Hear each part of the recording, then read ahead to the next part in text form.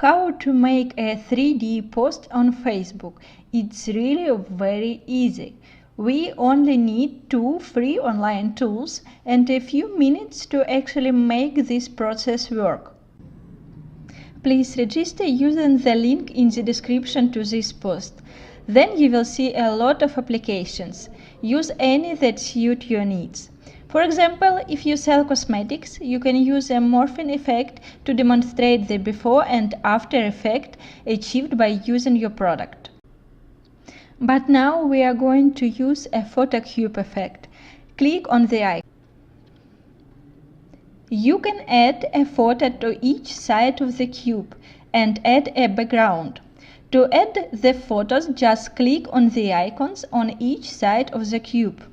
After you click the icon on each side, you are automatically redirected to the images and photos on your computer. Make sure your images are square because you can't move them or change them in the cube. Set up the speed of animation. It's time to click Publish. Choose the privacy for your publication on this platform. The post is published on this platform. Now click View Post. Then click Edit to do advanced settings. When you have done all changes, just click Save Changes. Click View Post. Add the name of your file. 3 files will be downloaded to your computer.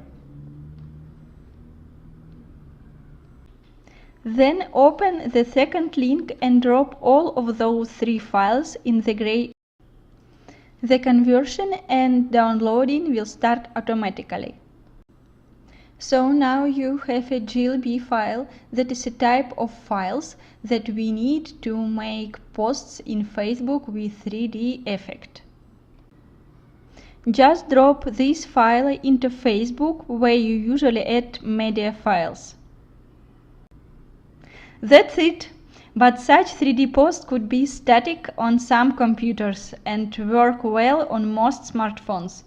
Make your own 3D post and share the link to it in the comments. See you!